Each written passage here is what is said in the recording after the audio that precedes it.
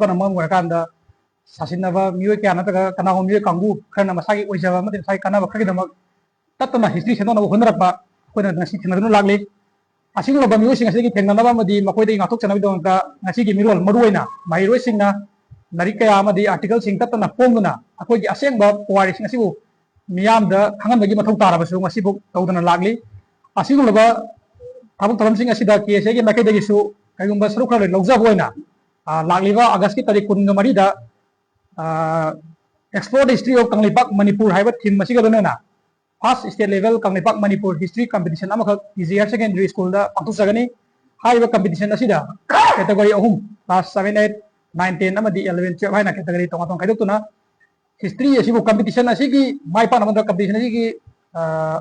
athoi ahen tanabagi wakhalonda Manipur history asibu hena thijinnabi wakhalon amadi khangnaba honanabagi pandamada pathukteriba history competition asibu Manipur lagi mahirosingna saruk yabiduna mapung phambiu amadi leiriba Manipur gi miyamnasu mateng pangbiduna KSA na takliba khongjang asida saruk yabiu haina print and electronic media gi kuthang nagi KSA na thung tawjane haiba competition asigi tonga tonga ba category singi syllabus lu class 7 and 8 ki oina 1891 dagina 1947 bo do class 19 ki oina 1819 dagi 1947 bo do class 11 ki oina so 33 dagina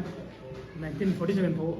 Manipur ki context ata hi history sing dagi na ko jani